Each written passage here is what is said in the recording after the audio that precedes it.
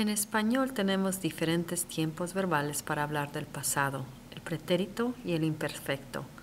Hoy vamos a hablar del imperfecto.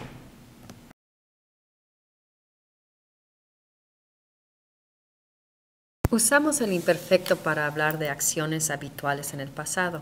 En inglés decimos used to o would. We use it in Spanish in order to speak about habitual actions or actions that repeat themselves in the past. In English, we use extra words, used to or would. In Spanish, we just change the tense or the ending of the word.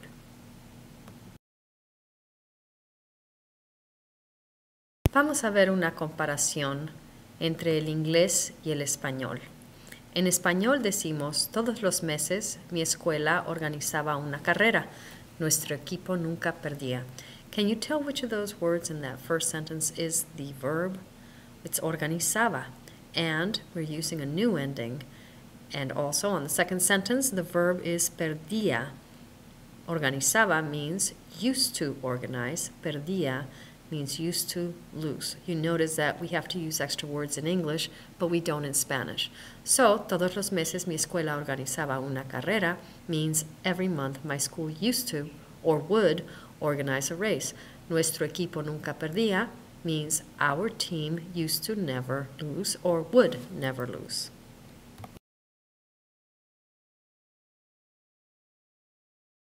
So, as I previously said, the English is every month my school used to or would organize a race, or our team would never or never used to lose. Remember that it's an action that repeats itself. You notice that we're saying every month. That means imperfect. And our team would never, the word never is also one of those expressions that you use the imperfect with.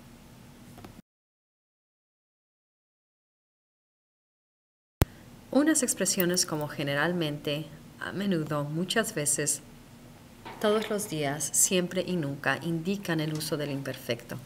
There are certain phrases that automatically trigger the imperfect.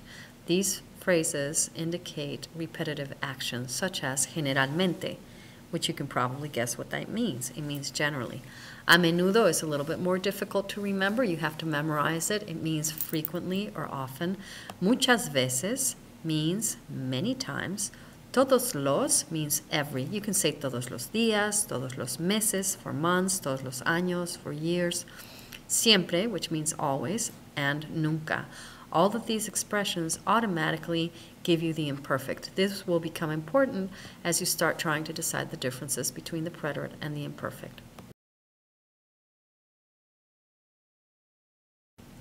Las terminaciones para los verbos que terminan en AR, como por ejemplo estar, la terminación en el infinitivo es ar, y en el imperfecto es estaba, estabas, estaba, estábamos, estaban.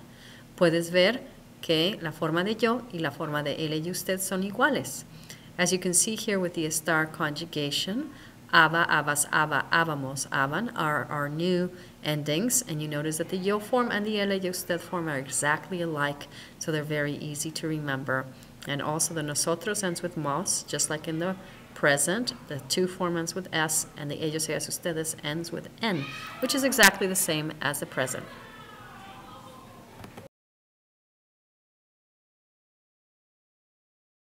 Para los verbos que terminan en ER, que son regulares, las terminaciones son tenía, tenías, tenía, teníamos, tenían.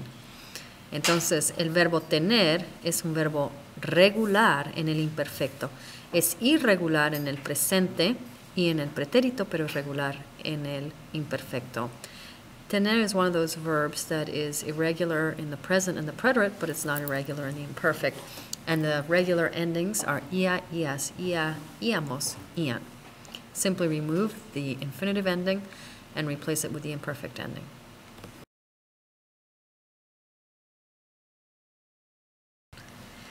Vivir, which is another regular verb, it means to live. It ends in ir, takes on the same endings as the er regular verbs.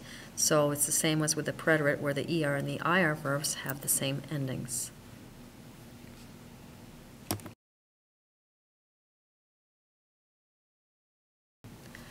Los verbos radicales en el imperfecto son los verbos bota, como por ejemplo dormir, y en el imperfecto la raíz no cambia. The stem changing verbs in the preterite, in the imperfect, do not change at all. So that dormir, even though it's a stem changing verb in the present, as in yo duermo, tú duermes, él duerme, in the imperfect tense, it doesn't take a change at all. But you do change the endings.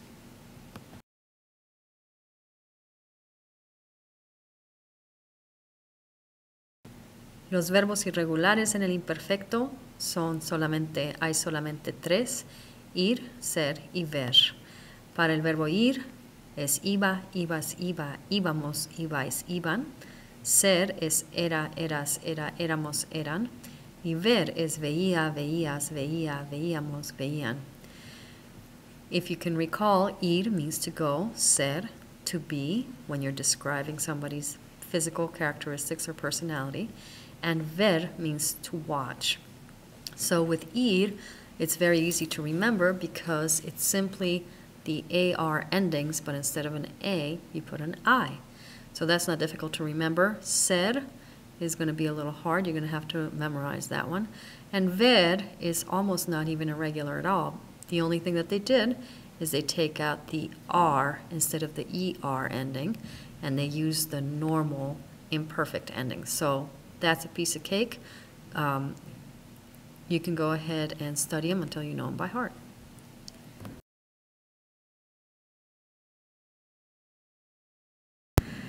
This is the end of the presentation for the basic formation of the imperfect tense. We will have more practice with the communication aspect of it in class.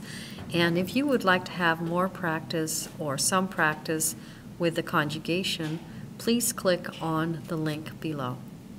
Have a great day.